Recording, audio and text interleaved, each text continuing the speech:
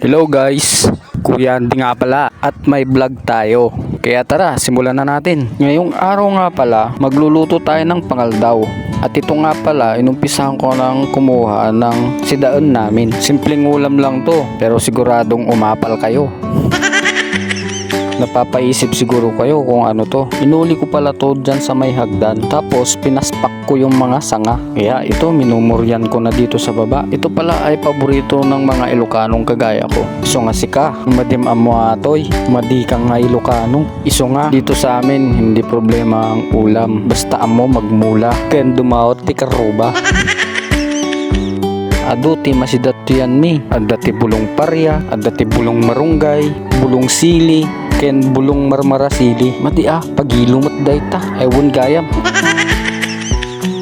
Nauulam pala dito yung talbos niya, pati yung sabong niya. Pag nakita nyo to, comment nga kayo kung alam nyo to at kung taga saan kayo, para malaman ko kung saan nakarating ang video nito. Yan. At pumunta na rin pala ako sa likod namin at mamimitas nga pala ako dito, dagdag sa ilululo. Hata ka man, bulol ka man. Dagdag sa iluluto nating gulay.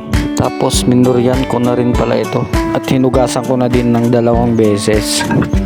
Pinaghalo at sinalang ko na rin ito sa nag-aapoy naming kalan. At may tira pa pala kaming sitaw, kaya sinama ko na. At ang sikretong pampalasa ng mga Ilocano, no awan ti bagoong, madi nga kompleto ti panangan paborek mo lang ket. Naluton mga may labas man ti pangaldawan.